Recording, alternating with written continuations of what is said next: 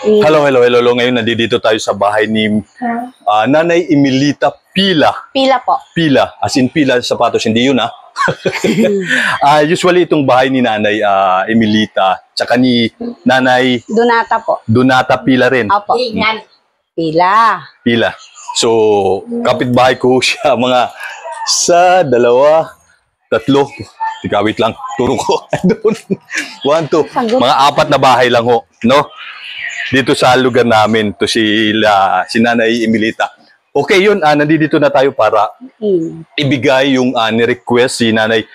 Nung last Friday, umakyat siya kay Sir Ruel. At yun nga, nag-request ng kung pwedeng makaano siya ng pampuhunan para sa kanyang pagtitinda.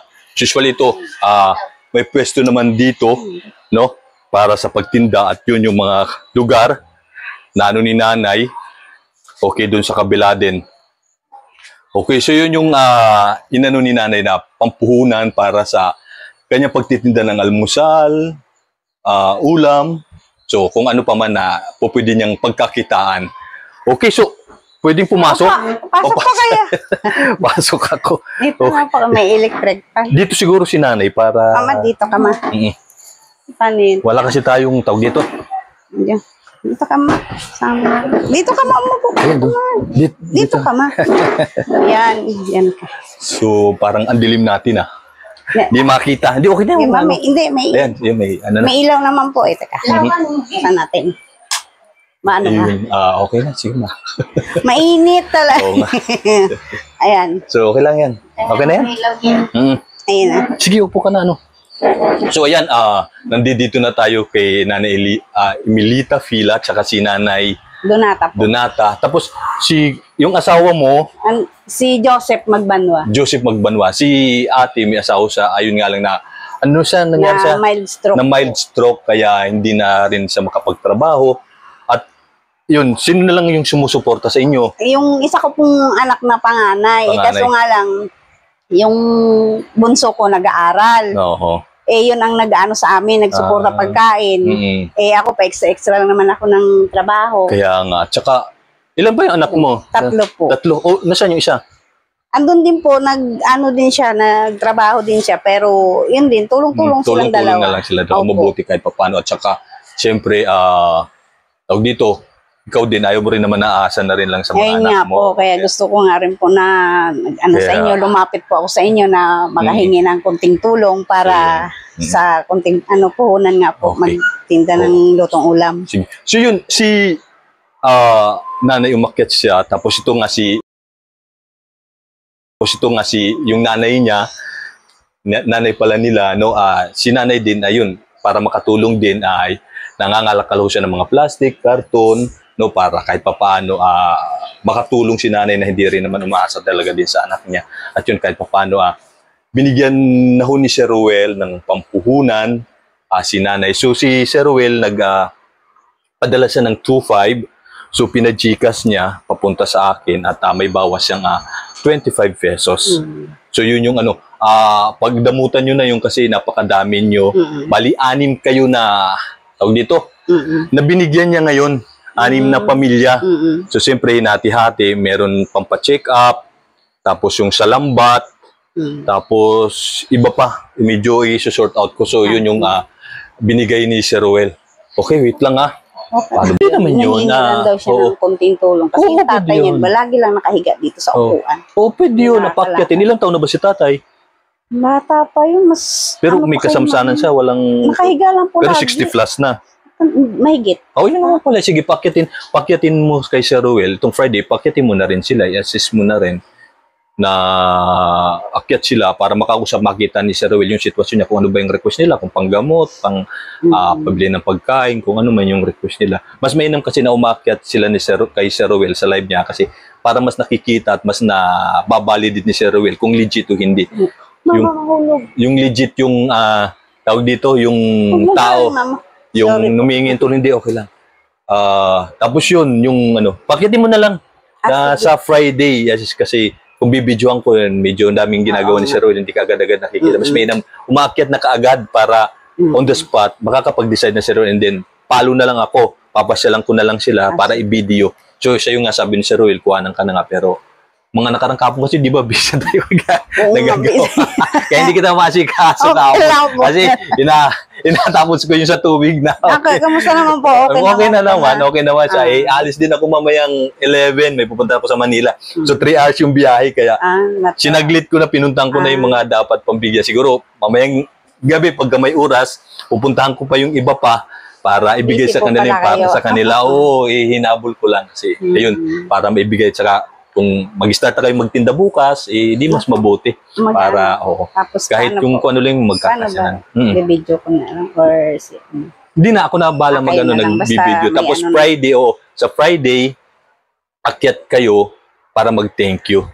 Tapos pwede naman, sa akin na lang, pwede. Ako na lang. Or pwede ka mag-video mo yung paninda mo dito, tapos send mo na lang sa akin pagkaano. Tapos ako na balang mag-send sa kanila. Tapos Friday, akyat ka rin sa umaga din, no? Ganun, same time, para mag-thank you lang. Yun lang yung ano.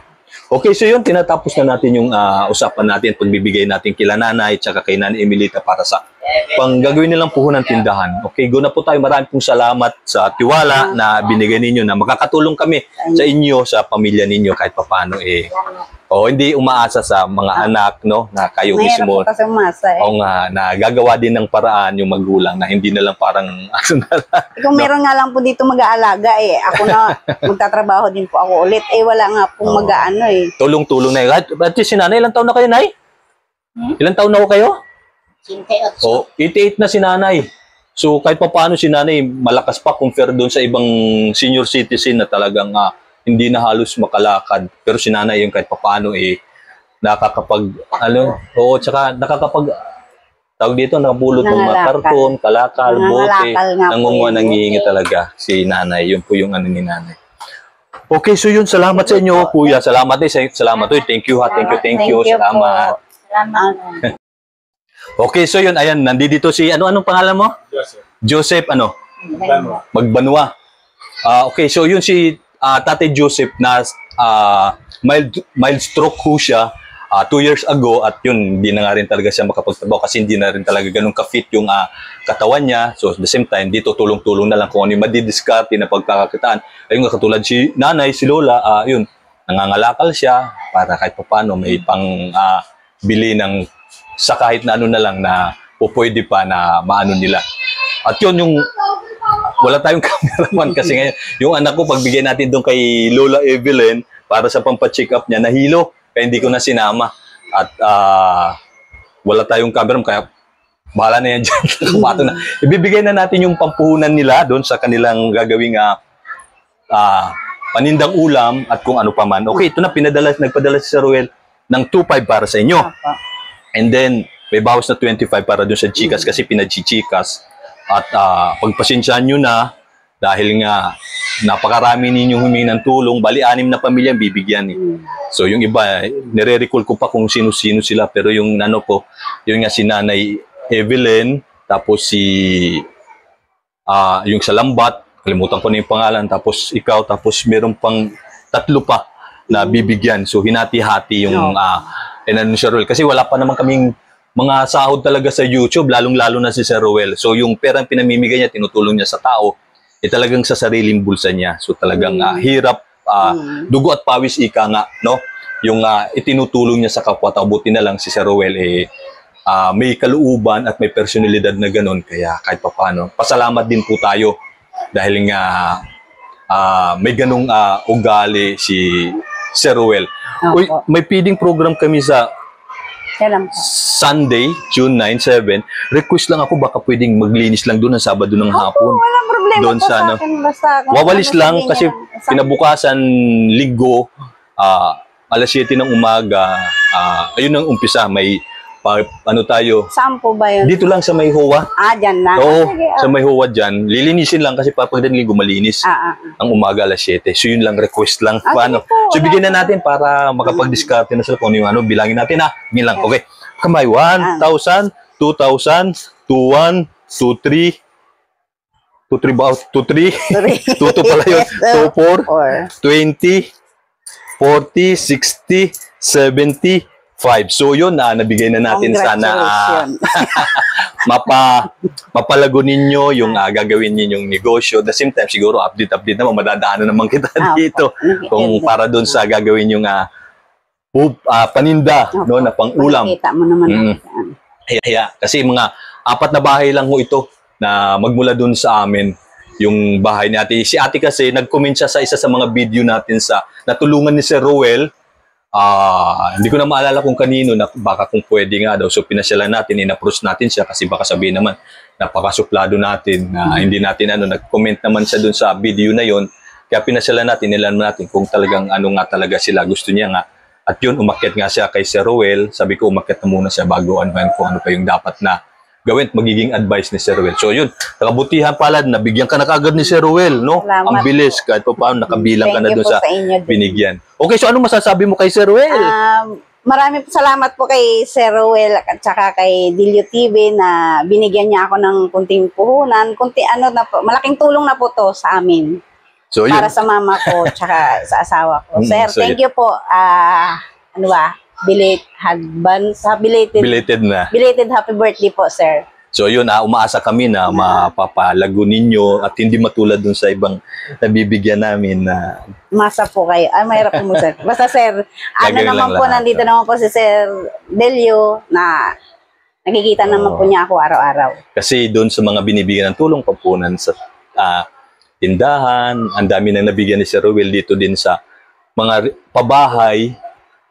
Medyo yung iba hindi nagsusurvive, no, na talagang naaagad yung kumbaga nawawala yung mga paninda na uubos. So yun, kasi nga katuwiran na pinauutang, so dapat maging strict tayo kasi pagka hindi pwede utang kasi kailangan papaikutin yung puhunan, di ba?